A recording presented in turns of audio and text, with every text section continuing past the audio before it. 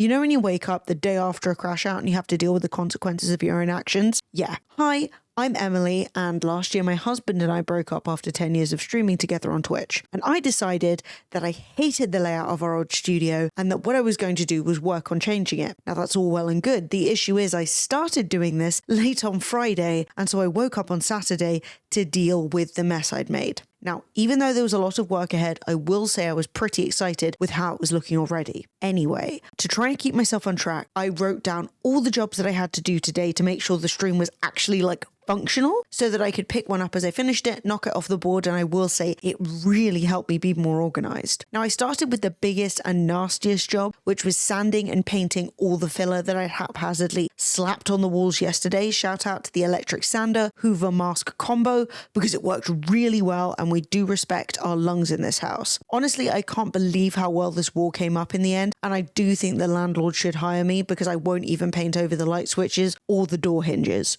I was really starting to see the method in my madness as I got more of the setup up off the floor and onto the walls as intended. I had hated how I was sat before. I was right up against the hallway, which itself was right up against the front door, and it just made me feel really uneasy when I was in the office. And I was so happy to see that my plan made sense. I still very much need decoration ideas for this room as it's far from being done, but in terms of where everything is sitting, I am really happy. I'm going to be working really hard to make this office feel like the most chill, fun, comfortable space to be in and work in. So if you want to see how I get on with it and if I get it right or if I make a total mess, do follow along. Also, if you saw my desk video from a few months ago, please appreciate how nice and clean the floor ended up and how tidy the cable management is. Everyone was very angry about that last time, but look at that. Wow, I am so happy with this room, as is Florence the cat, it seems. Working in this new space has been amazing.